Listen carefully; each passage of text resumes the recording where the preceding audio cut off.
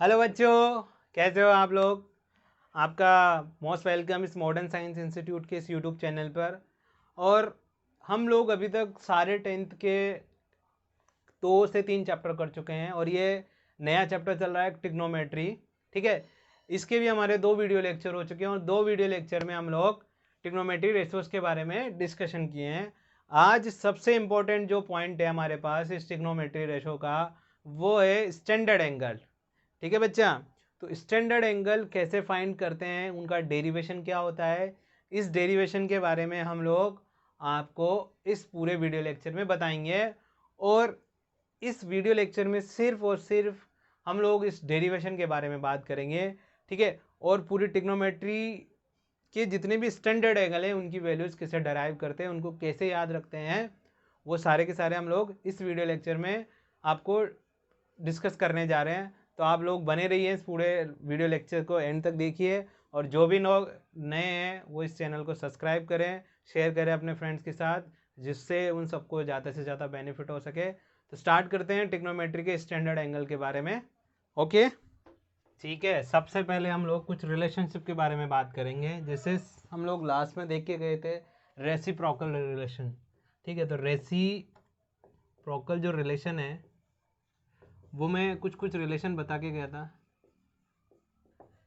ठीक है, reciprocal relation क्या बता के गए थे हम लोग कि 1 बाय या फिर sine theta equal to 1 by cos theta बता के गया था, कोसेक थीटा वाला पहला रिलेशनशिप। ठीक है, दूसरा रिलेशनशिप क्या बता के गया था कि कोस थीटा जो होगा वो 1 बाय सेक थीटा के बराबर होगा। तीसरा रिलेशनशिप क्या बता के गया था हम लोग, टेन थीटा वाला जो रिलेशन है वो किसके बराबर होगा, 1 बाय कोट थीटा के बराबर। ये सारे रिलेशनशिप बता के गए थे हम लोग लास्ट क्लास में। तो इनसे कुछ रिलेटेड और है अपने पास रिलेशन। ये वाइस वर्सा वाला केस था ना, सारा का सारा वाइस वर्सा है।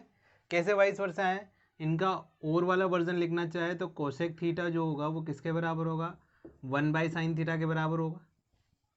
वाइस वर्सा का मतलब हो गया cosec theta 1 by sine theta के बराबर। इस पर देखेंगे तो देखो सेक थीटा जो होगा वो किसके बराबर होगा बच्चा, 1 बाय कोस थीटा के बराबर।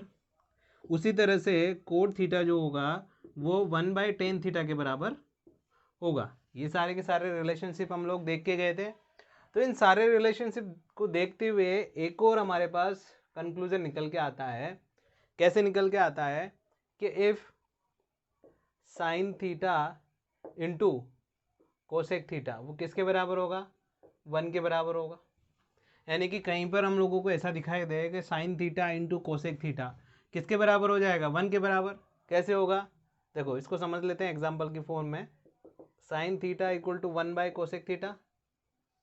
तो देखो साइन थीटा इधर था, ये क्रॉस मल्टीप्लाई होकर किधर आ जाएगा, कोसेक थीटा किसके बराबर बचेगा, 1 के बराबर। ये पहला रिजल्ट है अपना। तो उसी तरह से दूसरा रिजल्ट क्या होगा कि देखो sec theta cos theta into sec theta जो होगा वो भी किसके बराबर होगा, 1 के बराबर। सेम एज ऐसे कैसे सॉल्व होगा ये भी। तीसरा रिजल्ट क्या होगा, यानी कि कहीं पर आपको ये रिजल्ट्स दिखाई दे रहे हैं तो आप लोग बोल सकते हो कि यदि sign theta into cosec theta कहीं दिखाई दे रहा है तो हम उसको 1 के इक्वल रख सकते हैं। ठीक है, इस रिजल्ट्स को यूज़ करने का पर्पज़ यही है कि sine theta into cosec theta equal to 1, cos theta into sec theta equal to कहीं दिखाई दिया जाए तो वो 1 है। और सेम एज हम लोग आगे इस प्रॉपर्टी को यूज़ करेंगे तो 1 कहीं लिखा हुआ है तो sec theta into cosec theta, sec theta into cos theta लिख सकते हैं। वो हम लोग आप जब आइडेंटिटीज वाले क्वेश्चन सॉल्व करेंगे तो वहाँ पर इनका यूज रहेगा। तीसरा रिजल्ट उसी तरह से आएगा कि टेन थीटा डॉट यानी कि cross cot cot theta equal to 1, यानी कि इन दोनों का प्रोडक्ट भी क्या होगा, 1 होगा। ये रेसिप्रोकल रिलेशनशिप मैं पहले ही बता दिया था आपको, ये वाला रिलेशनशिप बताना था यहाँ पर कि रेसिप्रोकल रिलेशन से क्या होगा, इन दोनों में एक रिलेशन आया जो कि इन दोनों का प्रोडक्ट 1 के बराबर होगा। यदि कहीं पर 1 को हमको इस फॉर्म में लिखना है तो भी हम लिख सकते हैं। डू यू नो, ठीक है। तो ये सेम टू सेम इसी का कन्वर्स रिजल्ट है, तो हम लोगों को पता होना चाहिए, हम लोग आगे से आइडेंटिटीज़ वाले रिजल्ट में यूज़ करेंगे। ठीक है, लिखिए इतना, ये रिलेशन है जो हम लोगों को लर्न होना चाहिए। यदि ये पता है तो ये हमको पता होगा ही सही, और ये भी पता है तो ये भी पता होगा। ओके, तो लिखिए फटाफट से, नोट करिए रिलेशनशिप हमें इम्पोर्टेंट है। इसके बाद हम लोग बात करेंगे पावर्स ऑफ ट्रिग्नोमेट्री रेशोज। एक छोटा सा टॉपिक है जिसको हम लोग यूज़ नहीं करते हैं, ज़्यादातर वैसे काम नहीं आता है, लेकिन बहुत इंपॉर्टेंट है। ठीक है, लिखिए फटाफट से इसको। आज का जो लेक्चर है वो थ्योरेटिव बेस पर है, लेकिन बहुत इंपॉर्टेंट है। हमको पता होना चाहिए कि ट्रिग्नोमेट्री जितनी भी यूज़ हो रही है वो किस किस तरह से यूज़ करेंगे हम लोग। ठीक है बच्चा, लिखिए फटाफट से।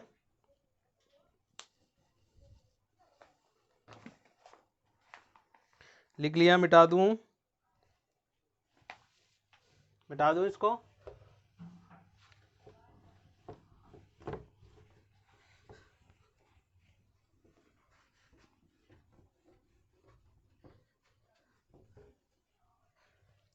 ठीक है, देखो,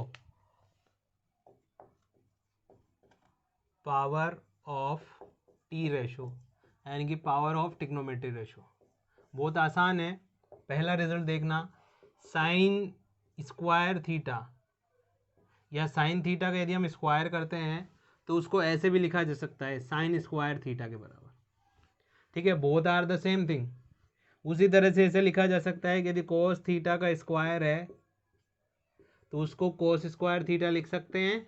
ये करेक्ट है लिखना, यानी कि एंगल का कभी भी स्क्वायर नहीं होता है। यहाँ पर देखो ये होल का स्क्वायर किया गया है, यानी कि साइन का ही स्क्वायर होगा, उसका एंगल जो है थीटा वो कभी भी स्क्वायर नहीं होगा। इसको ऐसे लिख सकते हैं, साइन थीटा का whole square equal to sine square theta, यानी कि साइन रेशो का ही स्क्वायर होगा। थीटा का एंगल कभी भी डबल नहीं होगा, स्क्वायर नहीं होगा, डबल सॉरी नहीं, स्क्वायर नहीं होगा।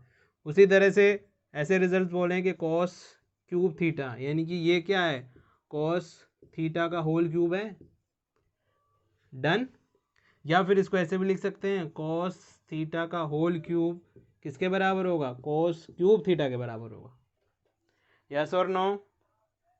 ठीक है, इसके बाद ये सब रिजल्ट लिखने के बाद ये कभी भी ऐसा नहीं हो सकता। देखो यहाँ पर एक एग्जांपल देता हूँ, साइन थीटा का होल स्क्वायर कभी भी sign square theta cos sign square theta square कभी भी नहीं होगा। ये चीज़ ध्यान रखना आप लोग ट्रिग्नोमेट्री रेशोज में, कि साइन थीटा का जो होल स्क्वायर होता है वो सिर्फ साइन स्क्वायर थीटा के बराबर होता है, ना कि साइन का भी स्क्वायर ना कि थीटा का भी स्क्वायर, इसके बराबर कभी भी नहीं होगा। ये चीज़ आप लोग ध्यान रखना। ठीक है, तो यहाँ से ये सारा रिजल्ट निकल के आया। तो एक और रिजल्ट क्या ऐसा लिखा जा सकता है कि साइन थीटा का जो इन्वर्स होगा वो क्या साइन इन्वर्स थीटा के बराबर हो सकता है क्या?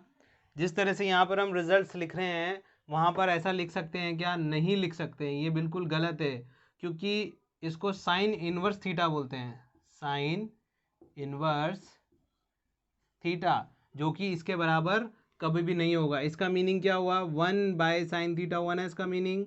साइन थीटा का होल इन्वर्स जो होगा वो इसके बराबर हुआ, और ये कभी भी बराबर नहीं होते। इसके बारे में हम लोग हायर क्लासेस में पढ़ेंगे और वहाँ पर बताएंगे कि ये क्या चीज़ होती है।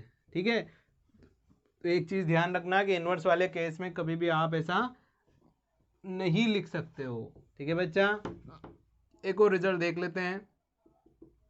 साइन थीटा इज ऑलवेज भी लेस देन 1 और इक्वल टू 1, ओके, और cos theta is less than equal to 1। ये वाला रिजल्ट्स भी काफ़ी यूज़ किया जा सकता है, लेकिन ये बताने ठीक है कि साइन थीटा जो होगा वो 1 से छोटा होता है या 1 के बराबर होता है। जब हम लोग अभी ट्रिग्नोमेट्री टेबल पढ़ेंगे उसमें मैं आपको ये सब चीज़ें बता दूंगा।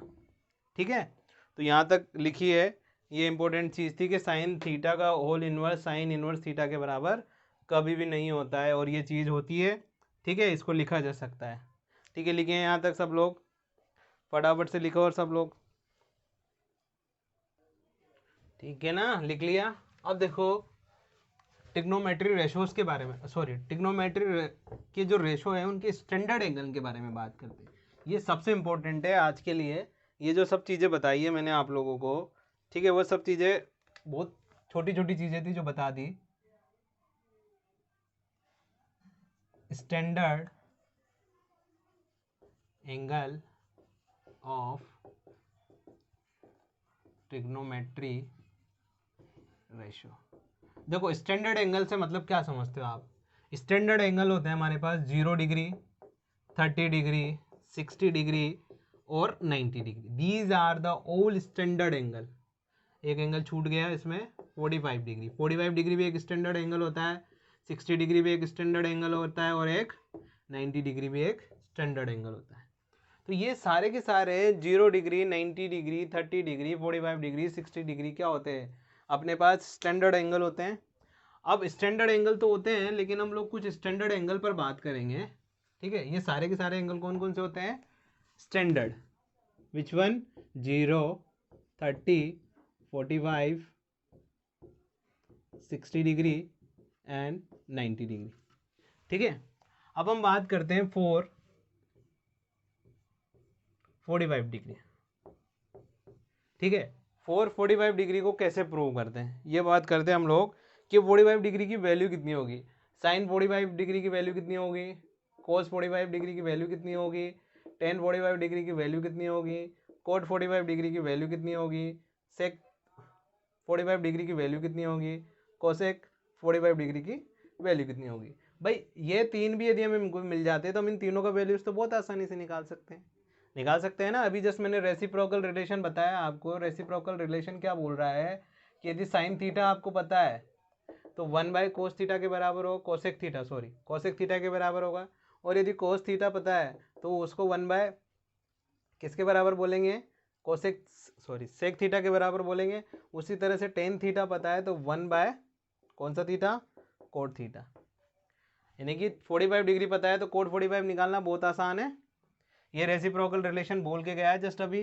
तो इन सब रिलेशनशिप यदि ये तीन पता लग जाते हैं मुझे तो मैं इन तीनों को तो बहुत आसानी से निकाल सकता हूँ ना।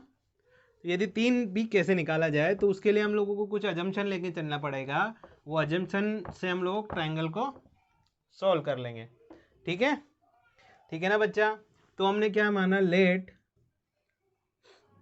आइसोसेलेस यानी isosceles triangle, isosceles right angle triangle.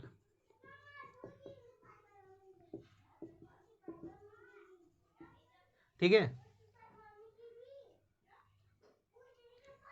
Equal sides of triangle is a. हमने कोई ट्रायंगल की साइड मान ली ए और एक राइट आइसोसेलेस ट्रायंगल मान लेते हैं, अज्यूम कर लेते हैं। तो देखो क्या होगा, एक राइट ट्रायंगल और आइसोसेलेस है। तो देखो ये राइट है, राइट एंगल ट्रायंगल है, तो इसकी इक्वल साइड्स कितनी मानी है? ए और ए सॉरी। तो देखो राइट एंगल आइसोसेलेस यानी कि ये वाला एंगल और ये वाला एंगल बराबर होगा। तो दिस वन कितना होगा? 45 डिग्री और 45 डिग्री इक्वल है, दोनों 90 बन गए, ये वाला 90 डिग्री है। तो राइट आइसोसेलेस ट्रायंगल अज्यूम करने से क्या पता लग गया कि हमें डायरेक्टली 45 डिग्री वैल्यू पता लग गई। ठीक है, 45 डिग्री का वैल्यू पता लग गया।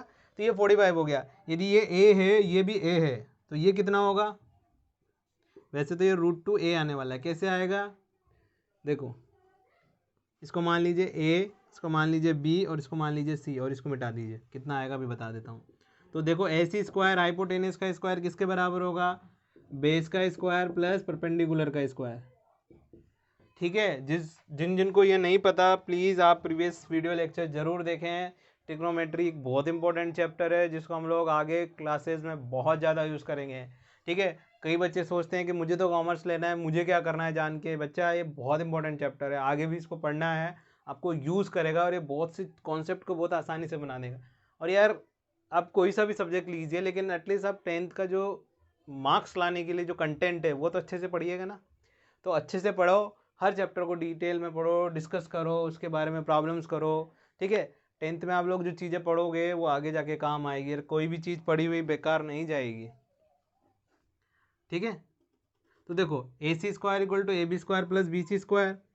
तो ये वाली साइड कितना होगा मुझे नहीं पता। AC स्क्वायर का वैल्यू कितना होगा? AB का वैल्यू कितना बच्चा? A का स्क्वायर। BC का वैल्यू कितना? A का स्क्वायर।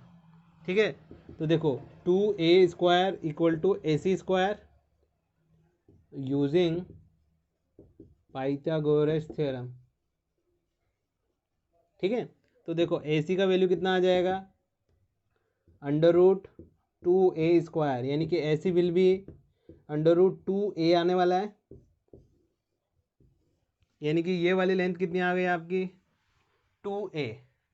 ठीक है, ये वाली लेंथ कितनी आ गई आपकी 2a। मैं एक ट्रायंगल फिर से बना देता हूँ।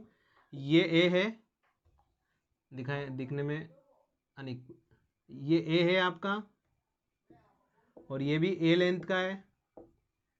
a कोई यूनिट है, this is a, this is b and this is c।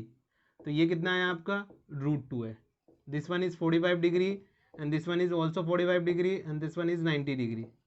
ठीक है बच्चा, अब हमको वैल्यू किसकी चाहिए, स्टैंडर्ड एंगल 45 डिग्री की। स्टैंडर्ड एंगल 45 डिग्री चाहिए, तो सबसे पहले मैं साइन 45 की बात करता हूँ। साइन 45 यानी कि परपेंडिकुलर अपॉन हाइपोटेनियस, यस और नो।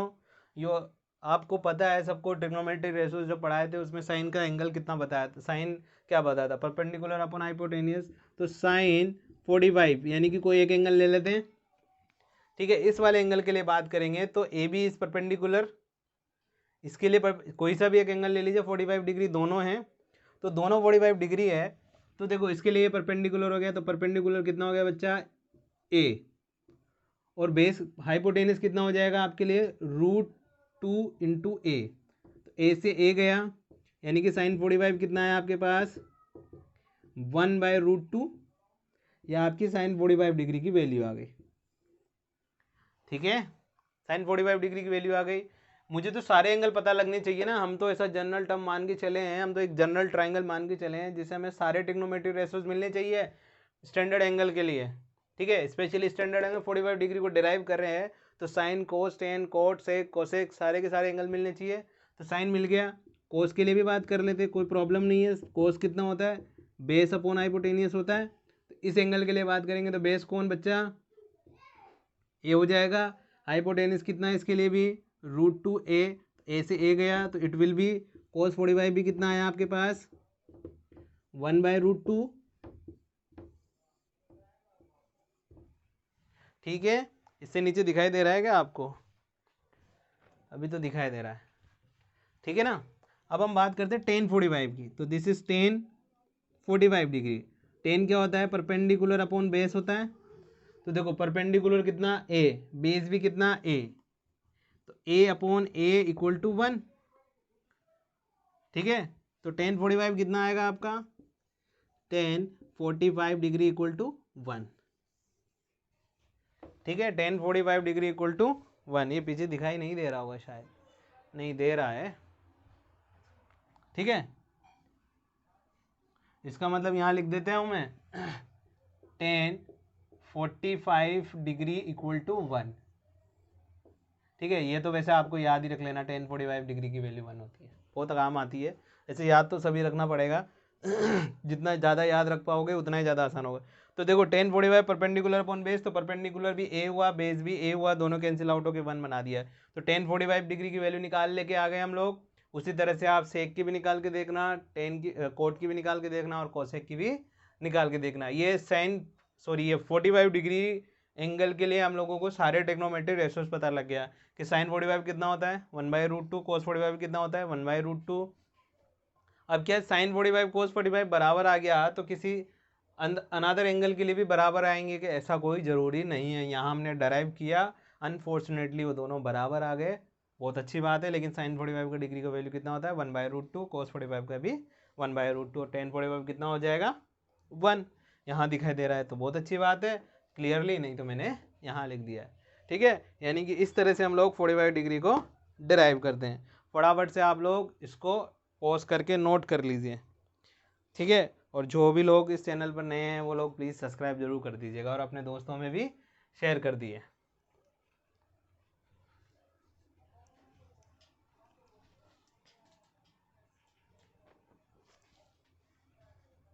मिटा दूं, लिख लिया,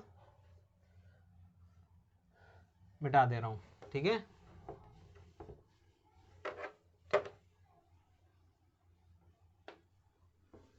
अब हम बात किसकी कर सकते हैं, पॉज करके लिख लिया करो, क्योंकि आप लोग लिख सकते हो पॉज करके वीडियो को। ठीक है, अब हम बात करते हैं 30 और 60 के लिए। कितने के लिए बात करते हैं, 4 30 डिग्री एंड 60 डिग्री। ठीक है, इसके लिए हमको मान के चल रहा है लेट अज्यूम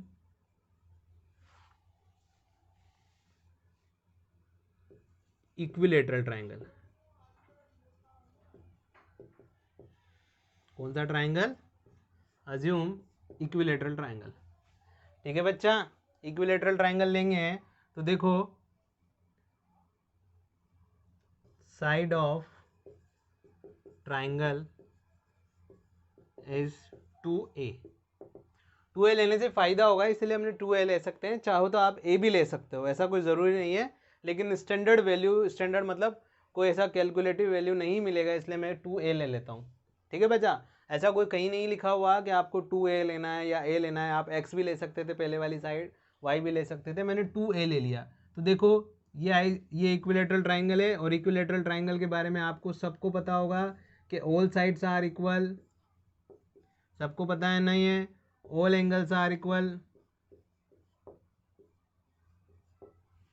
ठीक है, अब कंस्ट्रक्ट कर देते हैं इसमें। भाई हमको तो बिना राइट एंगल ट्राइंगल मिले काम चलेगा नहीं, आपको भी पता है कि जितने भी ट्रिग्नोमेट्रिक रेशोज है राइट एंगल ट्राइंगल में ही लगाने पड़ेंगे। तो हमने क्या किया, इस पर एक एल्टीट्यूड ड्रॉ कर दिया। क्या कर दिया? Draw an altitude on side, this one A, this one B and this one C, BC। और कोई भी राइट एंगल ट्राइंगल कोई भी इक्विलेटरल ट्राइंगल की ये प्रॉपर्टी होती है कि आप जब किसी भी इक्विलेटरल ट्राइंगल में आप परपेंडिकुलर ड्रॉ करेंगे तो ये इसको इक्वल पार्ट्स में डिवाइड करता है। ठीक है, ये प्रॉपर्टीज आप लोग 9th में बहुत अच्छे से पढ़ के आए होंगे। ठीक है, तो ये ए साइड हो जाएगी और ये भी कितनी हो जाएगी बच्चा? ए साइड। ठीक है, दोनों ए हो गया आपका। ठीक है ना, ये भी ए साइड हो गई और ये भी ए साइड हो गई। ठीक है बच्चा, दोनों ए हो गया। तो अब हमारे पास एक ट्राइंगल निकल के आ रहा है, जिसका ऐसा ट्राइंगल दिख रहा है आपको, इसको मान लेते हैं ए, इसको मान लेते हैं एम, इसको मान लेते हैं एम और इसको मान लेते हैं सी। ठीक है, तो ये राइट एंगल ट्राइंगल हो गया। ठीक, और ये कितना एंगल है आपके पास? 60 डिग्री। अब देखो राइट एंगल ट्राइंगल जो बना है वो इक्विलेटरल ट्राइंगल पर बना है एल्टीट्यूड ड्रॉ करने पर। तो इस एल्टीट्यूड की प्रॉपर्टी होती है कि ये इस एंगल को और इस एंगल को भी बराबर पार्ट्स में डिवाइड करेगा। ये हमको अज्यूम करके चलना पड़ेगा, ये 9th की प्रॉपर्टी है। ठीक है, और इसको मैं अभी ज़्यादा एक्सप्लेन नहीं कर सकता। ठीक है, इसके लिए आपको 9th क्लास का कोई वीडियो लेक्चर में ज़रूर बताऊँगा मैं कैसे आता है। ठीक है, ये 60 डिग्री है, 90 डिग्री है, तो कितना बचेगा? 30 डिग्री वैसे भी बचेगा, क्योंकि ये 30 है 90 है तो ये 60 है 90 है तो 30 बचने वाला है। और वैसे भी प्रॉपर्टी होती है कि इक्वली भी डिवाइड करता है। तो इस ट्राइंगल में देखो आपको दिस वन इज 2a, ये आपको कितनी मिली? a। तो आपको क्या हाइपोटेनस ये वाली साइड निकाल सकते हो, हाइपोटेनस पता है, एक साइड पता है, तो यूजिंग पाइथागोरस थ्योरम। ठीक है, तो देखो क्या लिखोगे आप, AC का स्क्वायर, ठीक है, plus AM square plus MC square. ठीक है बच्चा, तो AC का स्क्वायर कितने का स्क्वायर? 2A का स्क्वायर। AM पता नहीं का है नहीं, हमें AM ही पता करना है, प्लस MC का वैल्यू बताया हमको A का स्क्वायर। ठीक है बच्चा, ये आपको अज्यूम करके ही चलना पड़ेगा क्योंकि ये प्रॉपर्टीज़ होती है। तो this one is 4A square equal to AM square plus A square. ठीक है, इस A स्क्वायर को उठा के इधर ले आऊँ, -A square equal to AM square लिख सकता हूँ।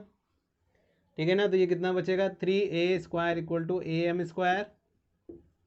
तो AM equal to square root ले लूँ तो यहाँ बचेगा AM, यहाँ पर कितना बचेगा? √3 इंटू A। ये सॉल्व कर लोगे ना, इसका स्क्वायर रूट लेंगे तो इसका स्क्वायर हट जाएगा, अंडर रूट पर 3 चढ़ जाएगा और स्क्वायर से स्क्वायर रूट कैंसिल होकर कितना बचेगा? √3a, यानी कि इसका वैल्यू कितना आ गया आपका? √3a। ठीक है बच्चा, अब हमको पूछा जाए, अब हमको सारी साइड्स पता है, दिस वन, परपेंडिकुलर, बेस, सब कुछ पता है। यदि मैं बात करूं 430 डिग्री, ठीक है, तो साइन 30 की बात कर लेते हैं सबसे पहले। Sine 30 will be perpendicular upon hypotenuse. अब आप सबको पता होगा, यदि पहले और दूसरा वीडियो लेक्चर जो भी पढ़ के आ रहा है उसको सबको पता होगा कौन सा परपेंडिकुलर बनना है और कौन सा बेस बनना है। यदि नहीं पता तो प्लीज़ आप लोग ये वाला वीडियो लेक्चर देखने के पहले पहला वाला वीडियो लेक्चर तो जरूर देखें, दूसरा ना देखें, पार्ट नंबर 2 ना देखें, लेकिन फर्स्ट वाला वीडियो लेक्चर जरूर देखें, उसमें बहुत से बेसिक फंडामेंटल्स बताया मैंने।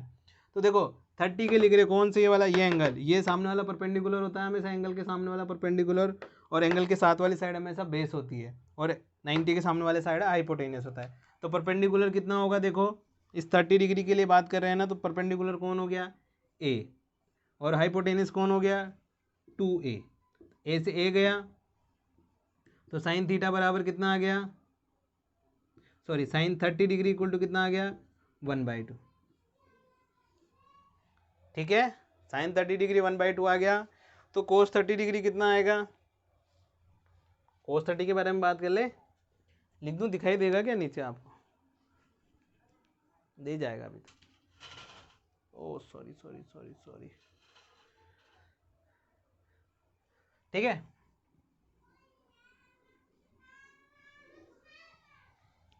देखो यहाँ पर देखना आप लोग, कोस 30 डिग्री की बात करते हैं। कोस 30 डिग्री के लिए बेस अपॉन हाइपोटेनियस, तो बेस कितना है आपके लिए, सब बोलिएगा साथ में, 30 डिग्री के लिए बेस कौन है, ए, और हाइपोटेनियस कितना है, 2a।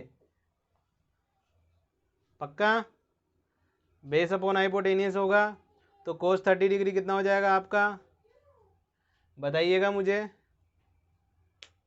कौन बताएगा। बिल्कुल सही लिखा है ना मैंने, नहीं लिखा ना, नहीं लिखा।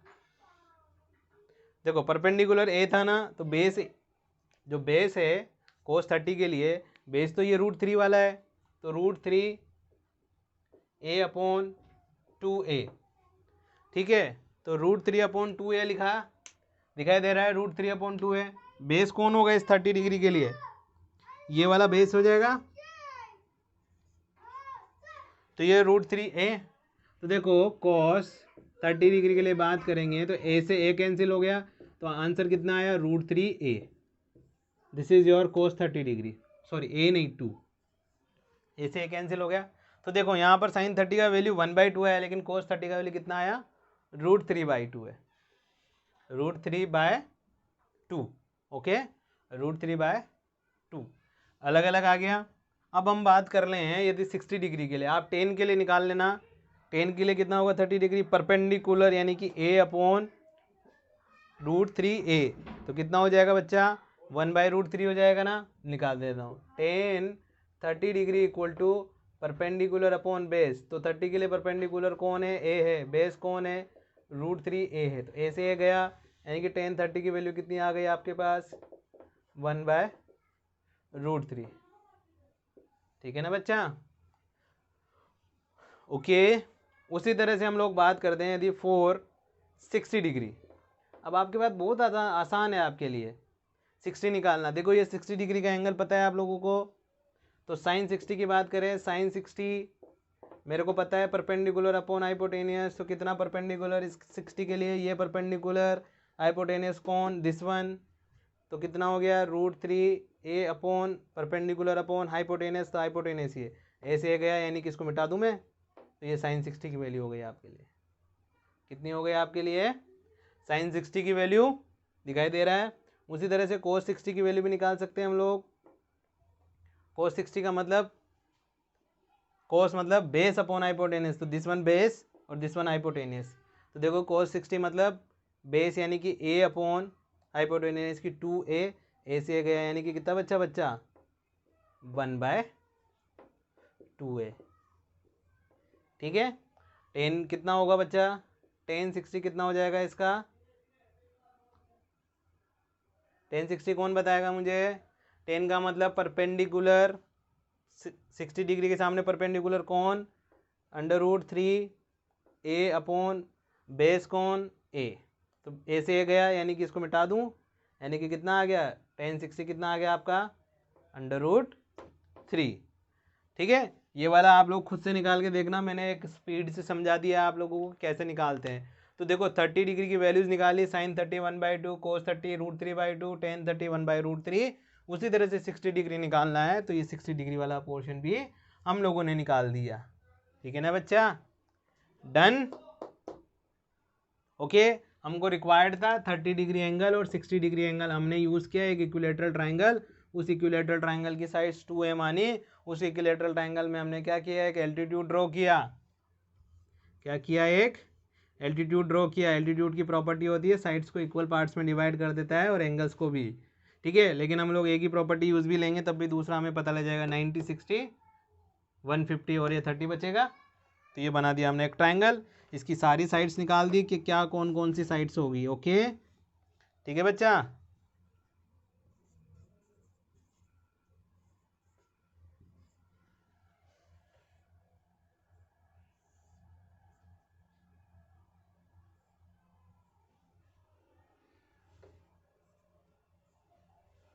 ठीक है, तो ये सब चीज़ें देखने को मिल रही है आप लोगों को।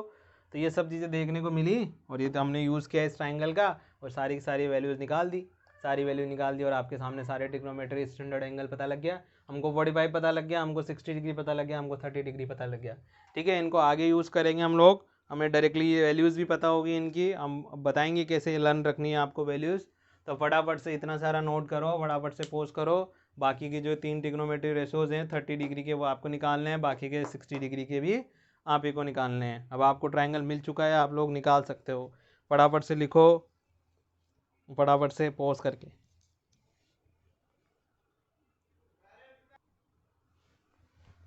लिख लिया ना ये सब, बता दूं। देखो अब कौन कौन सा स्टैंडर्ड एंगल बचा, एक 0 डिग्री बचा और एक 90 डिग्री बचा। ठीक है, सारे एंगल्स हो चुके हैं। 30 डिग्री हो गया, 45 डिग्री हो गया और 60 डिग्री हो गया। देखो अब आपको एक बात बता देता हूँ मैं कि ये 0 डिग्री जो है और ये 90 डिग्री, सॉरी ये 0 डिग्री और ये 90 डिग्री जो है ना, ये बहुत इंटरेस्टिंग है। क्या है ये, काफ़ी इंटरेस्टिंग ट्रिग्नोमेट्री रेशोज है जिनको ड्राइव करते वक्त आपको देखना कितना मज़ा आएगा भी। ठीक है, कैसे मज़ा आएगा, देखो मैं बात करता हूँ 0 डिग्री की, यानी कि कोई एक एंगल 0 डिग्री होना चाहिए। देखिए जैसे मान लीजिए ट्राइंगल दिया हुआ है आप लोगों को, this one A and this one B and this one C. ठीक है, ये 90 डिग्री मान लिया मैंने, तो ये एंगल कुछ ना कुछ होगा और ये भी कुछ ना कुछ होगा। मुझे एक एंगल 0 डिग्री बनाना है। क्या बनाना है, मुझे एक एंगल 0 डिग्री बनाना है। तो मैं एज्यूम कर सकता हूँ इसको कैसे, कि यदि मान लीजिए ये एंगल 0 डिग्री बन जाए, यानी कि ये वाली साइड खिसक के ऐसे आ जाए, ऐसे ऐसे ऐसे बिल्कुल इसके ऊपर। ठीक है, ये वाली साइड खिसक खिसक के खिसक खिसक के खिसक खिसक के ऐसे आ जाए और ये साइड इसी पे आ जाए, तो ये वाला जो एंगल है ये 0 हो सकता है ना। तो इसके लिए हम लोगों को अज्यूम करके चलना पड़ेगा कि कोई एक एंगल यदि 0 हो जाए तो ट्रिग्नोमेट्री रेशोस किस तरह से आएंगे। तो मान लीजिए आपकी ये साइड हमने किसका के ऐसे ला दी,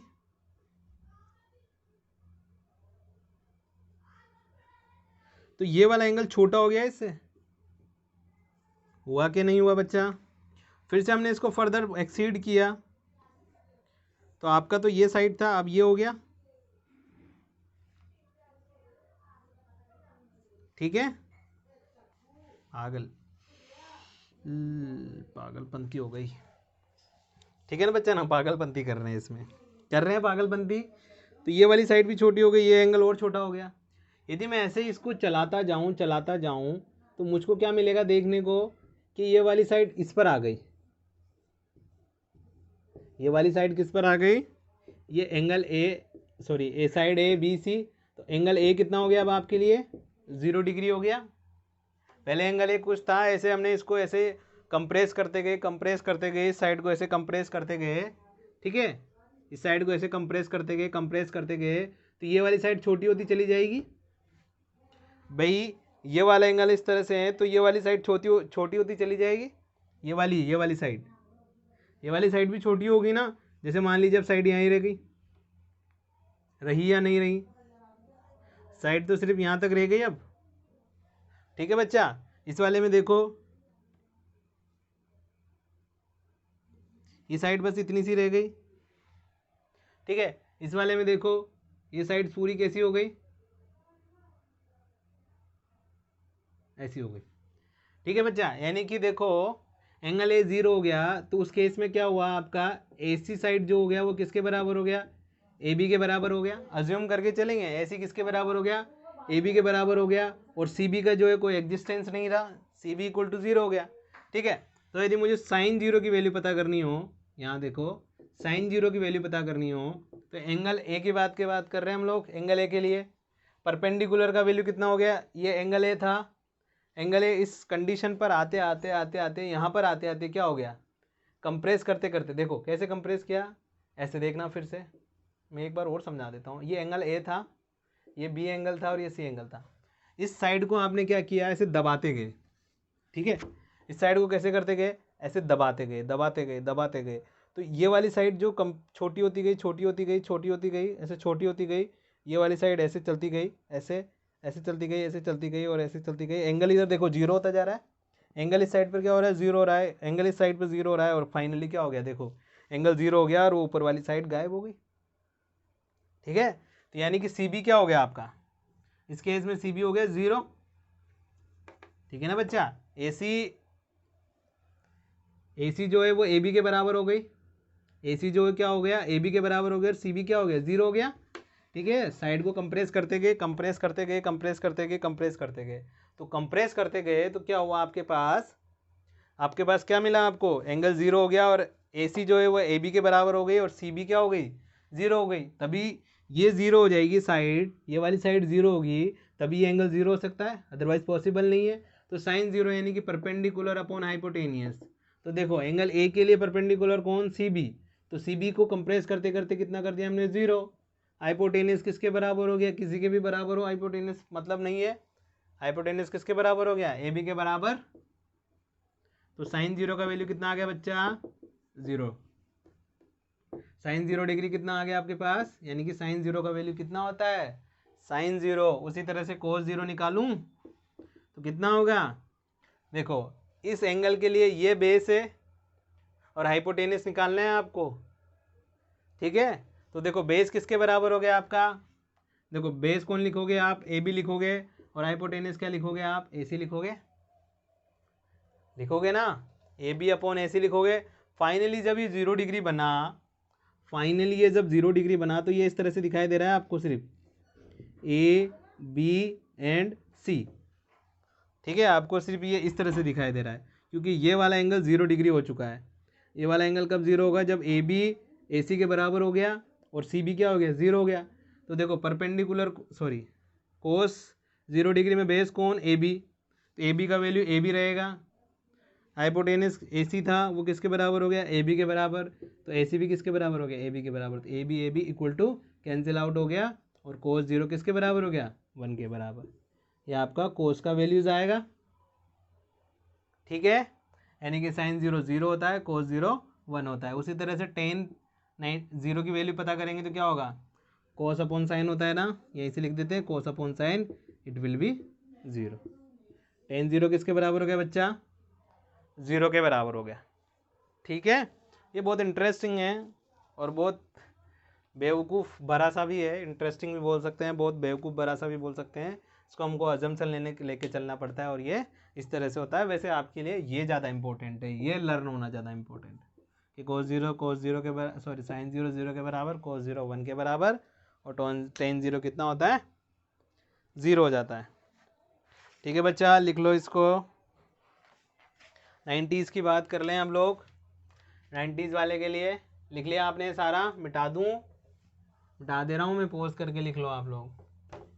मज़ा आ रहा है ना, पूरा पूरा अंदर तक मज़ा आना चाहिए, तभी मज़ा है पढ़ने में।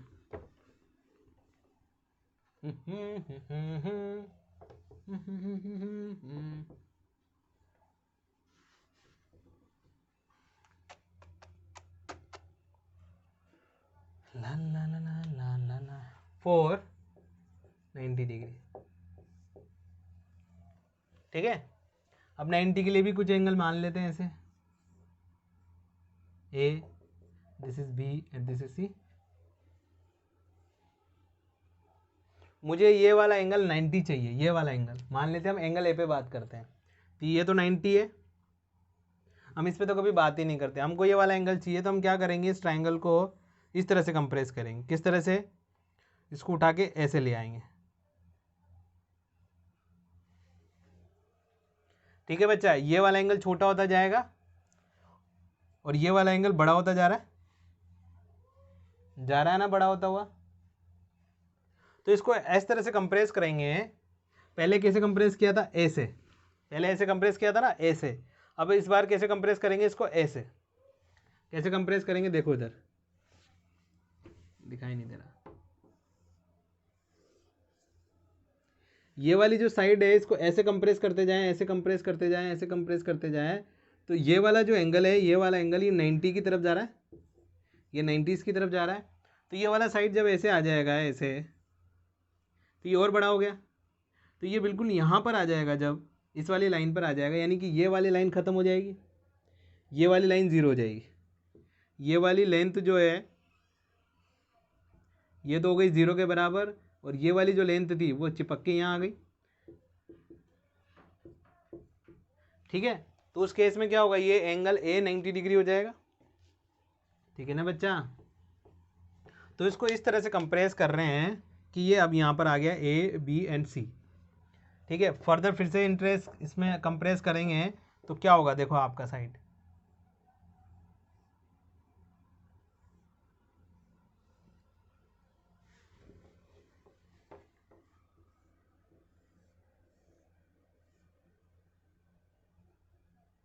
अब ये एंगल ए, सॉरी साइड ए यहाँ पर आ गया, एंगल ए यहाँ पर आ गया।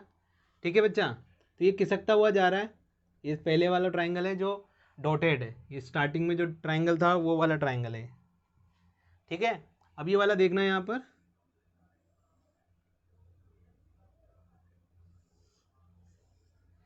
ये वाला ट्राइंगल खिसक खिसक के कहाँ चला गया आपका, यहाँ आ गया, और ये 90 डिग्री यहाँ पर आ गया, और बी और ए पॉइंट भी यहाँ पर आ गया, और सी पॉइंट भी यहाँ पर आ गया।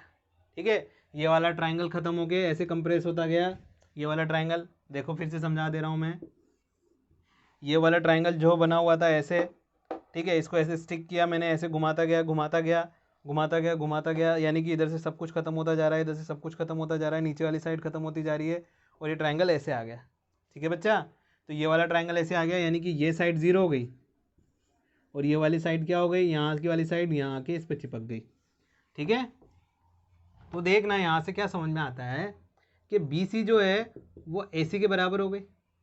ये ए था ना, ये ए सी और बी सी एक बराबर हो गया, ए सी और बी सी बराबर हो गया, और ए बी जो लेंथ थी वो कंप्रेस होने की वजह से क्या हो गई, ए बी जो लेंथ है वो ज़ीरो के बराबर हो गई।